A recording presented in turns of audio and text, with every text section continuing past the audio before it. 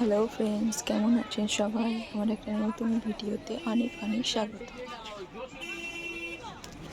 আজ আমরা এসেছি তারাপীঠ, তারা মায়ের পুজো দিতে।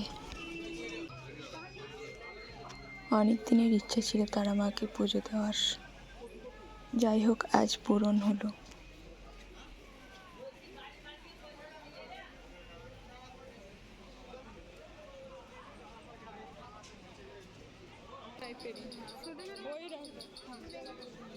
ওই রকম টাইপ